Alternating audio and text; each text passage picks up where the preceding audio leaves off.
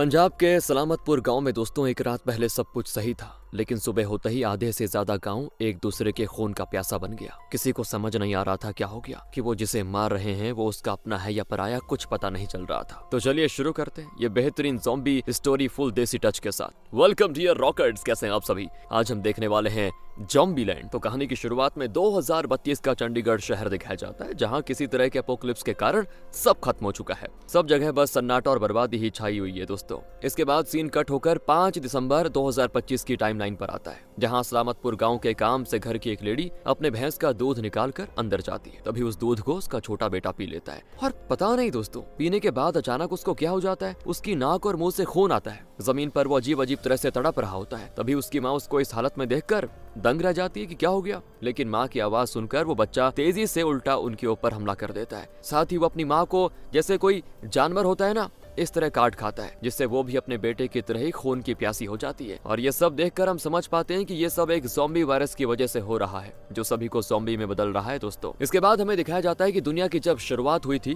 तो यहाँ पर ना तो कोई इंसान था, ना पेड़ पौधा और ना ही कोई जानवर, बल्कि शुरुआत में सबसे पहले यहाँ सिर्फ बैक्टीरिया और वायरस ही थे। कहते हैं वायरस से ही दुनिया शुरू हुई और वायरस ही दुनिया को खत्म भी करेगा। क्या पता कभी कोई ऐसा वायरस आ जाए जो कोरोना और कैंसर से भी ज्यादा खतरनाक हो, और अगर इंसान उसे ना कंट्रोल कर पाए ना, तो इंसान का खात्मा तय है। उस केस में किसी सुपर हीरो को आना पड़ेगा दोस्तों, जो कि शायद सभी को बचा पाए। तो बस उसके साथ ही कहानी कुछ दिन पहले के समय पर जाती है, जहां हम इस मूवी के मेन कैरेक्टर जितेंद्र को देखते हैं, जो कि मल्टी लेवल मार्केटिंग कंपनी के एम्प्लॉइज को लेक्चर दे रहा होता है। जितेंद्र सभी से कहता है कि इस कंपनी के साथ जब मैं जुड़ा था ना, तो पहला चेक मुझे 1000 रुपए का मिला था, फिर जल्दी मैं 1 लाख का चेक तक पहुंच गया, और आज महीने में 25 लाख का चेक इस कंपनी से ले रहा हूँ। बस तुम भी इस कंपनी के साथ जुड़े और अपने साथ और भी लोगों को जोड़ते रहो। तुम्हारे पास भी मेरी तरह 3 करोड़ का बंगला होगा। बाहर जो ब्लैक रेंज रोवर गाड़ी खड़ी है, जिसका नंबर 555 है, वो VIP नंबर, वो गाड़ी मेरी ही है। बस तुम लोग लगे रहो, तुम्हारी जिंदगी पलट जाएगी। यहाँ जितेंद्र का बॉस कुलदीप एक लड़की को स्टेज पे बुलाता है,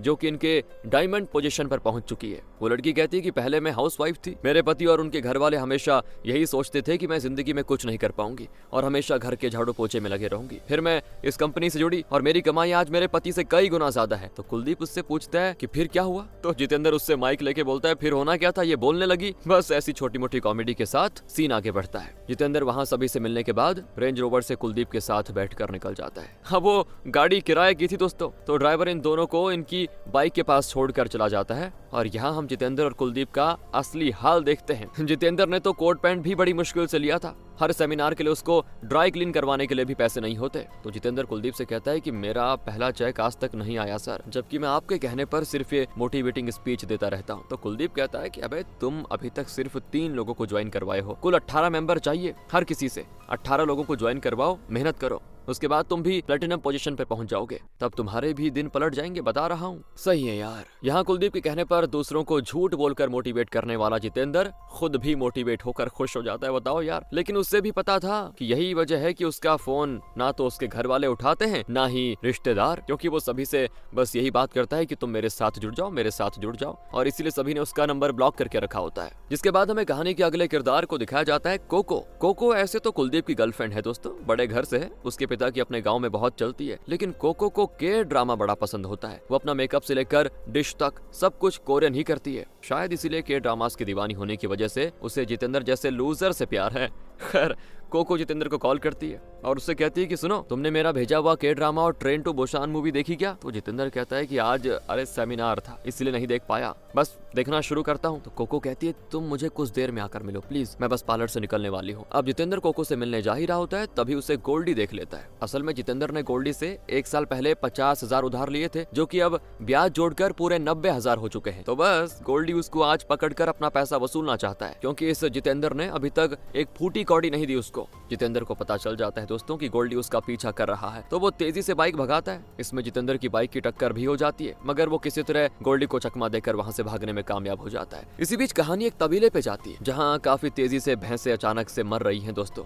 ना तो उनको कोई बीमारी हो रही है, ना किसी को कुछ समझ में आ रहा है क्या हो रहा। यहाँ मेंशन तो गायों को किया गया है, लेकिन दिखाई भैंस गई है, तो हम भैंस की बात करेंगे। अब इन्हें क्या हो रहा है, इसकी जांच करने के लिए यहाँ पर animal genetics and breeding department से एक साइंटिस्ट आती है, ताकि वो पता लगा सके कि आखिर यहाँ पे हो क्या रहा है। इस साइंटिस्ट का नाम आंचल है दोस्तों, जो कि सबसे पहले उस मरी हुई भैंस का सैंपल लेती है। फिर साथ ही वो एक वर्कर से पूछती है कि मरने से पहले क्या ये भैंस कुछ अजीब करती थी, जिस पर वो बताता है कि कुछ दिन पहले मैंने एक भैंस को दूसरे के साथ लड़ते देखा। पहली वाली भैंस किसी आदमखोर जानवर की तरह हरकतें कर रही थी, वो मेरे ऊपर भी झपटी और साथ ही उसने दूसरी भैंस का पेट भी अपने सींगों से फाड़ दिया। फिर जब मैंने सुबह जाकर देखा तो दोनों भैंसें मरी हुई थी। अब आंचल यहाँ के हेड गुरबख्श से पिछले दिनों की जो भैंसें मर चुकी है उनके बारे में मेडिकल रिपोर्ट देखने को कहती है, मतलब उन भैंसों की। और यहाँ कोको नाराज थी क्योंकि उससे मिलने के लिए जितेंद्र आया ही नहीं। तो वो जितेंद्र को कॉल करती है, तो जितेंद्र कहता है कि अरे वो गोल्डी मेरे पीछे पड़ चुका था। तो कोको कहती है एक काम करो, मुझसे पैसे लेकर उस गोल्डी के मुंह पे मार दो। लेकिन जितेंद्र इससे मना कर देता है। वो कहता है कि अरे जहाँ प्यार होता है वहाँ व्यापार नहीं बनता,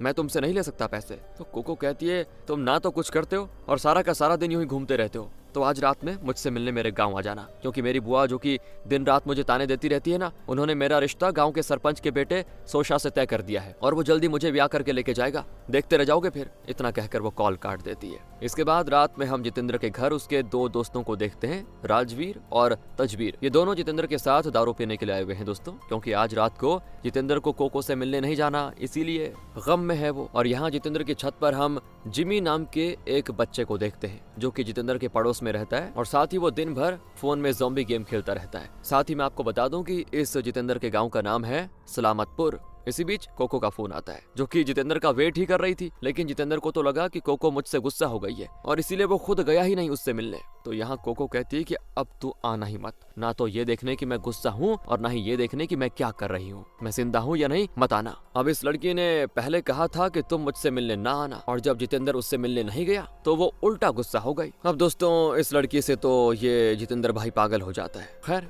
आगे कोको से मिलकर उसको सरप्राइज देता है, वो उसको वो कोरियन स्पा दिलवाता है, फिर कोरियन रेस्टोरेंट में लेके जाता है। इन सब चीजों से कोको एकदम से खुश हो जाती है। वो जितेंद्र से कहती है कि काश कभी ऐसा हो जाए कि ये दुनिया खत्म हो रही हो और तुम मुझे बचाने के लिए आओ। कोको के साथ दिन बिताने के बाद जब अपना जितेंद्र उसके साथ बाइक पर उसे घर लेके आ रहा होता है ना, तभी उनको एक गाड़ी ओवरटेक करती है जिसमें सोशा बैठा होता है। और सोशा वही लड़का है दोस्तों जिससे कोको की शादी फिक्स हुई है। सोशा एक थप्पड़ में जितेंद्र को नीचे गिरा देता है। फिर सोशा का एक बॉडीगार्ड जितेंद्र का गला पकड़ लेता है और जितेंद्र उसकी पकड़ से छूट नहीं पा रहा था, इतना टाइट। तो फिर कोको सोशा से जितेंद्र को छोड़ने के लिए बोल देती है। सोशा कहता है कि तू पहले जाकर मेरी गाड़ी में बैठ जा, तभी मैं इसको छोड़ूंगा। तो कोको जाकर सीधे सोशा की गाड़ी में बैठ जाती है और फिर सोशा भी अपने बॉडीगार्ड से जितेंद्र को छोड़ने के लिए बोल देता है। जिसके बाद वो जितेंद्र से कहता है कि ओए, मैंने कोको को एक शादी में देखा था, तब से उसका दीवाना हो गया। फिर मैंने अपने रिश्तेदारों और पापा से कहकर कोको की बुआ के जरिए ये रिश्ता फिक्स करवाया। और एक दिन मुझे पता चला कि एक लड़का कोको को छिपकर देखता है, उसका हर जगह पीछा करता है, तो मैंने उसके पैर पर गोली मार दी। सोच, तू तो कोको को अपनी बाइक पर घुमा रहा था,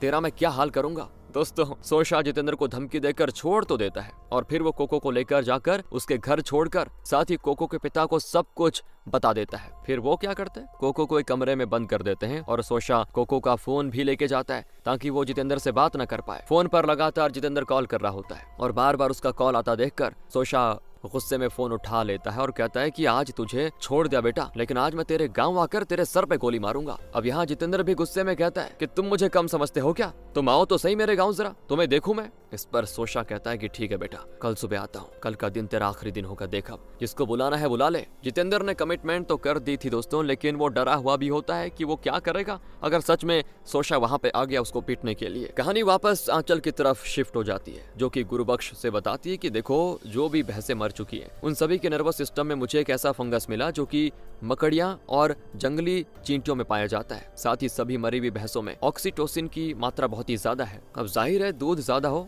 इसीलिए आप ऑक्सीटोक्सिन का इंजेक्शन लगाते हो, लेकिन जब मैंने इन इंजेक्शंस को चेक किया तो 5 दिन पुराने लॉट में एक इंजेक्शन में जितना ऑक्सीटोसिन होना चाहिए उससे कई ज्यादा था, करीब 200 गुना ज्यादा। तो इसी बढ़े हुए ऑक्सीटोसिन की वजह से ये भैंसें इन्फेक्टेड हो गई। ऑक्सीटोसिन इस वायरस के दोस्त की तरह है जो कि भैंसों के नर्वस सिस्टम पर कब्जा कर रहा है और इसमें बदलाव लाकर इनकी जान ले रहा है। हमें जल्दी से जल्दी इन भैंसों के दूध को रोकना होगा, जो कि अब नामुमकिन है, क्योंकि अगर ये दूध किसी ने पी लिया तो इंसान ऐसा पागल हो जाएगा कि उसे रोकना नामुमकिन हो जाएगा। अब जिसको दूध पीना था उसने तो पी लिया था और वो ज़ॉम्बी वायरस अब हर जगह फैलता नजर आ रहा था। जिसने भी ये दूध पिया था ऑक्सीटोसिन इंजेक्शन वाला, वो सभी ज़ॉम्बी बनते जा रहे थे। साथ ही वो जिसे काट रहे थे वो भी ज़ॉम्बी बन रहा था। यहाँ दोस्तों अब हमें मूवी का स्टार्टिंग वाला सीन दिखाया जाता है, जहाँ सलामतपुर गांव के एक घर में जिमी की माँ अपने भैंस को पहले ऑक्सीटोसिन इंजेक्शन देती है और फिर उसका दूध निकालती है। फिर जब वो कुछ काम करने के लिए अंदर जाती है तो जिमी का भाई उस ताजे दूध में से एक गिलास दूध लेकर पी जाता है और उस दूध को पीते हुए ये वायरस तुरंत उस पे कर देता है असर।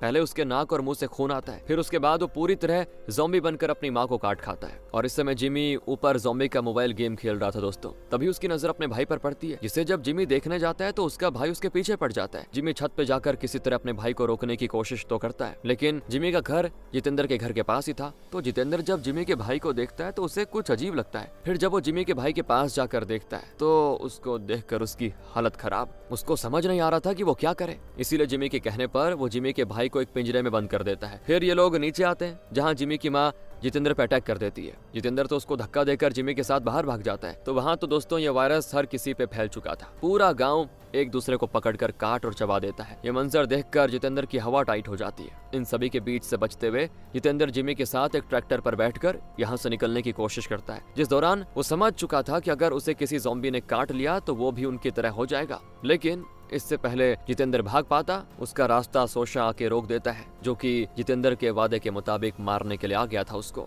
जितेंद्र सोशा को समझाता है कि भाई अभी ये गांव छोड़ो और अपनी जान बचाकर भागो, नहीं तो मेरे गांव के लोग तुम्हें कच्चा चबा खाएंगे। उसकी इस बात को सुनकर सोशा धमकी समझ लेता है और हवा में करता है फायर। फिर क्या था दोस्तों, आवाज को सुनकर सारे के सारे नए नवेले ज़ॉम्बी अट्रैक्ट होकर उस तरफ आ जाते हैं। सोशा भी देखना चाहता है कि भला कौन है जो जितेंद्र की जान आज मुझसे बचाएगा, लेकिन सामने से ज़ॉम्बीज़ को आता देखकर सोशा दंग रह जाता है। वो समझ नहीं पा रहा था कि ये जितेंद्र ने कैसे लोगों को बुला लिया है। जितेंद्र जिमी के साथ सोशा की गाड़ी में बैठ जाता है और सभी ज़ॉम्बीज़ सोशा के साथ साथ उसके जितने भी लोग होते हैं सभी को काटकर इन्फेक्टेड कर देते हैं। जितेंद्र ये सब शौक में देख रहा था, जिसे जिमी गाड़ी चलाने के लिए कहता है। फिर जिमी को ज़ॉम्बीज़ गेम खेलने का आज फायदा हो रहा था दोस्तों। वो बच्चा होने के बाद भी बहुत ही अच्छे से बिना डरे जितेंद्र का साथ दे रहा होता है। और फिर ये लोग गाड़ी से गांव से निकलने लगते हैं। उसी बीच हमें राजवीर को दिखाया जाता है, जो कि बस से कहीं जा रहा था। तभी बस वाला किसी को भागकर आते देखकर बस रोक लेता है। राजवीर देखता है कि अरे ये तो ज़ॉम्बी है। मतलब राजवीर को नहीं पता था, लेकिन इस ज़ॉम्बी की शक्ल तंबाकू खाने वाले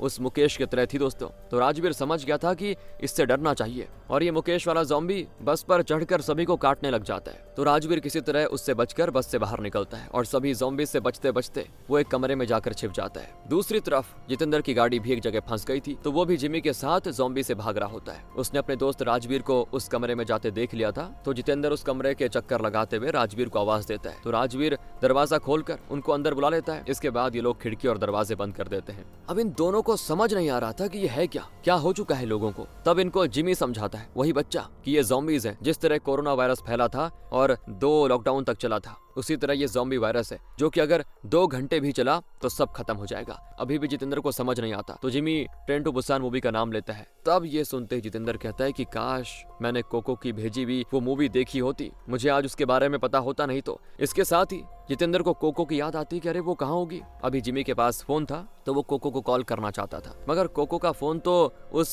सोशा के पास था। तो इस पॉइंट पे राजवीर अपने भाई तजवीर को कॉल लगाता है, लेकिन उसका फोन ज़ॉम्बीज के बीच रिंग कर रहा था। तजवीर कॉल नहीं उठा रहा था, तो राजवीर को उसकी बड़ी चिंता होती है। और यहाँ जितेंद्र को कोको की याद आ रही थी कि पता नहीं कैसी होगी यार, वो ठीक होगी या कहीं वो भी ज़ॉम्बी ना बन जाए। और अब दोस्तों वो कोको के गाँव जाकर उसको बचाना चाहता था, लेकिन राजवीर इसको पागलपन कहता है। इसी बीच जिमी मोबाइल में देखता है कि ये वायरस सारे पंजाब में फैल चुका है और ज़ॉम्बीज ने मिनिस्टर्स तक को इन्फेक्ट कर दिया है, वो भी काट काट कर। पूरा पंजाब अब ज़ॉम्बी लैंड बन चुका है। अब जितेंद्र कहता है कि देखो कोको का घर यहाँ से 2.5 किलोमीटर की दूरी पर है। हम रोड से नहीं बल्कि कच्चे रास्ते और खेतों के जरिए होकर जाएंगे, हमें वहाँ ज़ॉम्बीज नहीं मिलेंगे। तो ये प्लान जिमी को ठीक लगता है। बाकी राजवीर क्या ही करता, हाँ कर देता है। वो भी जितेंद्र के साथ जाने को तैयार हो जाता है। जितेंद्र सभी के साथ हथियार लेकर बाहर पहुंच जाता है, जहाँ 6 ज़ॉम्बीज होते हैं, जिनको देखकर वो वापस अंदर भाग आता है, जिसके पीछे जिमी और राजवीर भी आ जाते हैं। और जिमी यहाँ जितेंद्र को एक बड़ी सी त्रिपाल की तरफ इशारा करता है, तो ये लोग उस पॉलिथीन के त्रिपाल को लेकर ज़ॉम्बीज को ढक देते हैं और तीनों को भागने का मौका मिल जाता है। इसी बीच कोको का घर हमें दिखाया जाता है दोस्तों, जहाँ पर पहले उसकी शादी की तैयारी चल रही थी और अब उस पूरी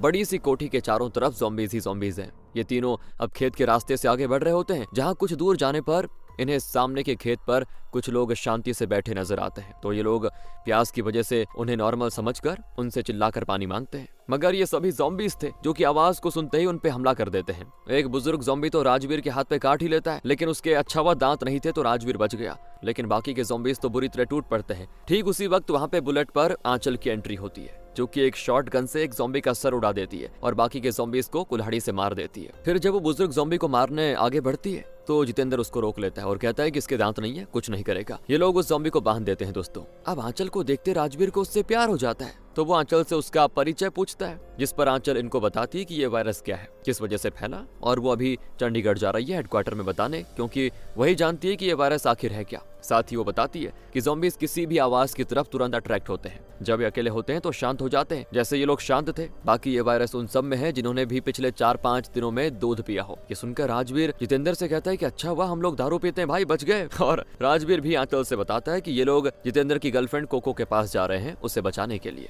आंचल कहती है कि तुम लोग वहां तक इस जिमी नाम के स्वीट डिश के साथ सही सलामत पहुंच जाओगे क्या? इतने में जिमी का फोन बजता है, जो देखकर आंचल कहती है कि इसके पास फोन भी है। जिमी के अलावा कोई भी अपना फोन लेकर नहीं निकला था, और यहाँ असल में दोस्तों तजवीर का फोन आया था, जो कि एक बड़े से गोदाम में फंसा हुआ है ज़ॉम्बीज के बीच। वो राजवीर से कहता है कि भाई मुझे बचा लो तुम लोग। अब तजवीर की हालत देखकर राजवीर आंचल से कहता है कि मुझे इन लोगों पर भरोसा नहीं है, पर आप कुछ न कुछ जरूर कर सकती हो, प्लीज मेरे दोस्त तजवीर को बचा लो, उसके बाद आप चंडीगढ़ चले जाओ। और यहाँ पे आखिरकार आंचल एक इंसान की जान को चुनती है दोस्तों, और उन सभी को बाइक पर बैठा के पहुंच जाती है उस गोदाम तक, जहाँ बाहर ही कई सारे ज़ॉम्बीज मौजूद होते हैं। और दोस्तों मैं आपको बता दूं कि तजवीर का फोन करने के साथ ही मोबाइल की बैटरी भी ऑफ हो गई थी, तो आंचल अब हेडक्वार्टर कॉल भी नहीं कर पाती। अब यहाँ जो ज़ॉम्बीज हैं इनको मारना नामुमकिन है, तो ये लोग साइड से होते हुए छिपकर अंदर जाने का फैसला करते हैं, लेकिन जिमी को बहुत तेज प्रेशर आ गया था, तो ये प्रेशर आवाज और दुर्गंध के साथ बाहर निकलता है। क्या करे, जिससे सारे ज़ॉम्बीज इनके पीछे पड़ जाते हैं। सभी को फंसा देखकर जितेंद्र सारे ज़ॉम्बीज को एक लोहे की रॉड से आवाज करता है और अपनी तरफ अट्रैक्ट भी, और उनसे भागकर वहां मौजूद गेहूं और चावल के बोरे के ऊपर चढ़ जाता है। फिर उन सभी ज़ॉम्बीज को एक तरफ इकट्ठा करके उन्हें दोनों तरफ से बोरों को दीवार बनाकर कैद कर देता है। उसने बोरे नीचे फेंककर ज़ॉम्बीज को कैद किया था। फिर ये लोग अंदर जाते हैं, जहाँ ये सभी वहाँ मौजूद थोड़े से ज़ॉम्बीज को मार गिराते हैं। फिर ये लोग आगे पहुंच जाते हैं और बचा लेते हैं अपने बंदे को। अब रात हो गई थी, तो रात को ये लोग यहीं बिताने का फैसला करते हैं, जहाँ तजवीर सभी के लिए खाना बनाता है। ये असल में इन तीनों दोस्तों का अड्डा था दोस्तों, जहाँ ये लोग कभी कभार आकर खाते पीते थे। तो राजवीर आंचल से सवाल करता है, आप सिंगल हो या फिर नहीं, और आपने बुलेट चलाना कहाँ सीखा? तो आंचल बताती है कि पहले एक था मेरा, लेकिन उसने मुझसे झूठ बोला, फिर ब्रेकअप कर लिया। बाकी रही बात बुलेट और गन की, तो वो बात ऐसी है, मेरे घर का हर मर्द फौज में है, तो मैंने खिलौने खेलने से पहले गन चलाना सीख लिया था, इसी तरह मैंने बुलेट चलाना भी सीखा। खैर इसके बाद दोस्तों ये सभी सो जाते हैं। फिर सुबह होते ये लोग कोको को बचाने के लिए गाड़ी से निकल पड़ते हैं, क्योंकि अब आंचल भी जितेंद्र के प्यार को समझ गई थी, क्योंकि वो बिना ये जाने कि कोको अभी तक ठीक होगी या नहीं, फिर भी अपने प्यार के लिए जा रहा है, बताओ, खतरा उठाकर। मगर इनके सामने एक मुसीबत आकर खड़ी हो जाती है। गोल्डी भी इस बार अपने वादे के मुताबिक सच में बंदे लेकर आ गया था। हालांकि गोल्डी और उसके साथी भी सभी ज़ॉम्बी बन चुके थे। अब इनको देखकर आंचल गाड़ी घुमाने की जगह और तेज स्पीड में बढ़ाती है। गाड़ी से टक्कर होने के बावजूद गोल्डी चलती गाड़ी पर लटक कर इन्हें काटने की कोशिश करता है, और वो आखिर में तजवीर को काटने में कामयाब हो जाता है दोस्तों। आंचल किसी तरह गोल्डी से छुटकारा पाती है, लेकिन अब तजवीर इन्फेक्टेड हो चुका है, जो कि जैसे ही राजवीर पे हमला करता है ना, वैसे ही राजवीर उसे कुएं में धक्का दे देता है। फिर ये करने के बाद उसे दुख भी बहुत होता है, अपने भाई को खोकर। उसका भाई जैसा था वो, अपने भाई को खोकर बहुत ही दुखी होता है, जो देखकर जितेंद्र सभी से कहता है कि आप सब जाओ, मैं अकेले ही कोको को बचा लूंगा, मैं नहीं चाहता कि मेरी वजह से आप लोगों में कोई दिक्कत हो। तो राजवीर कहता है कि भाई को खोया है, लेकिन अब भाई जैसे दोस्त को नहीं खोना चाहता, मैं भी तेरे साथ जाऊंगा भाई। जिमी भी साथ जाने को तैयार था दोस्तों। आंचल भी जितेंद्र से कह देती है कि आपको देखकर मुझे गदर मूवी का तारा सिंह नहीं बल्कि बचपन का मारियो गेम याद आता है, जो कि मुश्किलों को पार करते और लड़ते अपनी रानी को बचाने उसके महल तक जाता था। आप वही मारियो हो, फिक्र छोड़ो, जो होगा देखा जाएगा, हम सभी को भगवान ने मिलाया है, इसका कुछ तो मकसद होगा, चलो कोको को बचाते हैं। पर ये सभी लोग जैसे ही गाड़ी में बैठने जाते हैं ना, सामने से मुकेश वाला ज़ॉम्बी आ जाता है दोस्तों, जिसको देखते ही आंचल गोली मार देती है और वो मर जाता है। अब ये इस गन की आखिरी गोली थी, तो ये आगे किसी काम नहीं आएगी, और सभी कुछ देर में फिर कोको की कोठी पर पहुंच जाते हैं, जहां पर शादी का घर होने की वजह से सारे गांव के ज़ॉम्बीज इकट्ठा हो रखे थे। अब इन ज़ॉम्बीज को देखकर जिमी, राजवीर और आंचल इन सब का मन बदल जाता है। ये सभी यहाँ से वापस जाने को तैयार थे, तो जितेंद्र इनसे कहता है कि तुम लोग तो अभी बड़ी बड़ी बातें कर रहे थे कि साथ में कोको को बचाएंगे, अब क्या हो गया? तो सभी कहते हैं कि भाई यहाँ का हाल देख रहे हो, इतने ज़ॉम्बीज के बीच जाना तो मौत है, इससे अच्छा हम खुद अपनी जान ले ले। तो जितेंद्र कहता है कि मेरे पास एक आइडिया है, अगर हम इन ज़ॉम्बीज जैसी एक्टिंग करते हुए इनके बीच से कोको के कमरे तक जाएं, तो आंचल बोलती है कि इनमें दिमाग नहीं है, इन्हें वायरस चला रहा है, और उस वायरस को इंसान की गर्मी के बारे में पता है। ये ज़ॉम्बीज हमारी गर्मी को पहचान और हम पे अटैक कर सकते हैं। ये सब बातें जिमी सुन रहा था। वो आंचल के कान में कुछ कहता है, जिस पर आंचल कहती है कि हम भले ही मर जाएं लेकिन ये बच्चा जिंदा रहेगा। इसने एक आइडिया दिया है। जिमी के मुताबिक अगर हम अपने शरीर पर कीचड़ लगा लें और फिर इन ज़ॉम्बीज के बीच से जाएं तो कोई भी हमारी बॉडी की हीट को सेंस नहीं कर पाएगा। ये सुनते ही राजवीर तुरंत कीचड़ में छलांग लगा देता है। आंचल बोलती कि मेरी पूरी बात तो सुन लेता। फिर वो एक बोरा लाकर कीचड़ में भिगोकर अपनी बॉडी को ढक देती है। बाकी सभी भी यही करके ज़ॉम्बीज के बीच से होते हुए निकल जाते हैं। और तभी जितेंद्र को वहाँ कुलदीप दिखाई देता है, जिनको देखते जितेंद्र के अंदर का MLM मोटिवेटर जाग जाता है दोस्तों, और वो जोर से चिल्लाता है कि हमें प्लेटिनम बनना है। बस जितेंद्र की इस बेवकूफी की वजह से सारे ज़ॉम्बीज इनके पीछे पड़ जाते हैं, जिनसे भागकर ये लोग किसी तरह एक फ्लोर के ऊपर चढ़ते हैं। फिर वहां से खिड़की तक पहुंच जाते हैं। वहां भी इनको ज़ॉम्बीज ने घेर लिया था। ठीक उसी वक्त वहां की एक खिड़की खुलती है और इस खिड़की को चेंगो त्रिपाठी नाम के आदमी ने खोला था दोस्तों। चेंगो इन सभी को खिड़की के जरिए अंदर बुलाता है और फिर खिड़की बंद कर देता है। तो चेंगो को जब इन लोगों की पूरी स्टोरी पता लगती है और ये भी कि ये लोग यहाँ पे क्यों आए हैं, तो छत की दूसरी तरफ और कोको के कमरे में पहुंचने के लिए इन्हें बांस की सीढ़ी के जरिए ज़ॉम्बीज की नदी को उस पर पार करना होगा। तो बस अब एक एक करके सभी लोग सीढ़ी के जरिए वहां पहुंच जाते हैं। लेकिन राजवीर नीचे ज़ॉम्बीज की तरफ देखकर डर जाता है। उसके हाथ पैर कांपने लगते हैं। उसके ज्यादा देर रुकने की वजह से सीढ़ी एक तरफ से गिर जाती है और राजवीर ज़ॉम्बीज से कुछ ही दूरी पर था। तो राजवीर यहाँ जितेंद्र से कहता है कि भाई तुम लोग जाओ, मेरा बस का नहीं है, तुम कोको को बचाओ, बस मुझे मत बुलाना कभी। साथ ही राजवीर आंचल से भी अपने दिल की बात कहता है कि मैं आपको देखते पसंद करने लग गया था, सोचा कि मरने वाला हूँ तो आखिर बोल दूं। उसके इतना कहते ही चेंगो सीढ़ी को रस्सी में फंसाकर ऊपर खींचता है और राजवीर उस तरफ पहुंच जाता है। चेंगो ने राजवीर की जान बचा ली थी दोस्तों। उसका पार्ट यहीं पे खत्म होता है, जिसके बाद ये लोग कोको के कमरे में पहुंच जाते हैं, जहां एक लड़के को ज़ॉम्बी बना देखकर जितेंद्र सोचता है कि कोको भी ज़ॉम्बी बन गई। इसी दुख में वो आंचल के गले लगकर रोने लग जाता है और तभी अंदर से कोको आ जाती है और इस तरह आंचल के साथ जितेंद्र को गले मिलते देखकर वो जितेंद्र को खूब सुनाती है। जितेंद्र तो कोको को देखकर बड़ा खुश था। साथ ही वो उससे कहता है कि तू ही चाहती थी ना कि सारी दुनिया खत्म हो रही हो और मैं तुझे बचाने आऊं, बस मैं तेरी वही ख्वाहिश को समझकर पूरी करने के लिए आ गया। उसकी ये बात मानकर कोको मान जाती है, जो देखकर आंचल कहती है ये क्या ड्रामा है रे? तो जिमी इस पर कहता है ये क्या नहीं के ड्रामा है। अब इन लोगों को दूसरे रास्ते से निकलना था, लेकिन जैसे ही जितेंद्र दरवाजा खोलने जाता है वैसे ही दोस्तों एक ज़ॉम्बी अपने हाथ से उस दरवाजे को ही तोड़ देता है और इस ज़ॉम्बी को देखकर कोको और जितेंद्र दंग रह जाते हैं, क्योंकि ये कोई और नहीं बल्कि सोशा था, जो कि अपने साथ कई और ज़ॉम्बीज को लेकर आया था। ये सारे ज़ॉम्बीज इन पर टूट पड़ते हैं। इनकी संख्या बहुत ही ज्यादा होती है तो इनको संभाल पाना बहुत ही मुश्किल था। तो सभी आखिर में हार मान जाते हैं। ये ज़ॉम्बीज जैसे सभी पे अटैक करने वाले होते हैं तभी अचानक से डीजे स्पीकर पर फुल साउंड में गाना बजने लगता है, जिसको जिमी ने अपने फोन को चार्ज करके बजा लिया था और सारे ज़ॉम्बीज उस स्पीकर की तरफ भागते हैं। जिमी ने सभी की जान तो बचा ली थी, जो देखकर आंचल कहती कि मैंने बोला था ना हम सब मारे जाएंगे लेकिन ये लड़का जिंदा बचा रहेगा। दूसरी तरफ कोको और जितेंद्र भी बच गए थे, लेकिन इनके रास्ते में सोशा खड़ा था दोस्तों, जिसका दिमाग अभी भी काम कर रहा था। इस पर यह ज़ॉम्बी वायरस पूरी तरह कब्जा नहीं कर पाया था। सोशा सीधे जितेंद्र से भिड़ जाता है और जितेंद्र को काफी मार खाता देखकर कोको सोशा को मारने आती है और फिर वो जितेंद्र के साथ मिलकर सोशा को छत से नीचे फेंक देते हैं। सोशा आंचल और बाकी सबके सामने गिरा था तो जितेंद्र आकर उसकी बॉडी को चेक करता है, जो कि हिल नहीं रहा था। तो जितेंद्र सोशा की बॉडी को एक ट्रॉली पर लादकर बाकी एक जगह स्पीकर के पास इकट्ठा हो चुके ज़ॉम्बीज को बुलाता है। फिर ये लोग उस तरफ एक गैस सिलेंडर लुढ़काकर उसमें आग लगा देते हैं। यहाँ पे होता है जोरदार धमाका। इसी के साथ ये ज़ॉम्बीज खत्म हो जाते हैं और फिर ये लोग यहाँ से गाड़ी में बैठकर निकल पड़ते हैं दोस्तों, जहाँ पर जितेंद्र आंचल से पूछता है कि ये सोशा बाकी ज़ॉम्बीज के जैसा क्यों नहीं था। तो ये देखकर आंचल भी हैरान थी। वैसे वो बताती है कि हो सकता है सोशा की इम्यूनिटी काफी स्ट्रांग हो, जिस कारण ये वायरस पूरी तरह से उसके नर्वस सिस्टम पे कब्जा नहीं कर पाया। सोशा को अगर हम ना मारते तो उससे शायद इस वायरस की वैक्सीन या दवा बन सकती थी। और इसी पॉइंट पर हमें सोशा को दिखाया जाता है, जो कि अभी भी जिंदा है। और यहाँ जितेंद्र कांपती हुई आवाज में आंचल से एक और सवाल पूछता है कि अगर सोशा ने किसी को काट लिया हो तो उसके साथ क्या होगा। दरअसल जब कोको जितेंद्र को बचाने के लिए सोशा के साथ भिड़ गई थी तब सोशा ने उसके हाथ पर काट लिया था और अब शायद वो भी इन्फेक्टेड है। इसका उस पर अब क्या असर होगा ये कोई नहीं जानता। आंचल, जितेंद्र और बाकी सभी अब अपना सफर जारी रखते हुए चंडीगढ़ की तरफ बढ़ने लग जाते हैं, जो कि अभी भी 102 किलोमीटर दूर है। बाकी सोशा बच गया है दोस्तों, तो वो इनके पीछे जरूर आएगा या फिर वो दिमाग वाला ज़ॉम्बी बनकर कुछ तो करेगा। बाकी आपको याद होगा जो हमें शुरुआत में 2032 का चंडीगढ़ शहर दिखाया गया था, वो आखिर कैसे इस तरह वीरान हो गया था। इन सभी सवालों के जवाब हमें जून 2027 में ज़ॉम्बीलैंड 2 में मिलेगा। मिलते हैं फिर, तब तक ध्यान रखें अपना। थैंक्स फॉर वॉचिंग दोस्तों।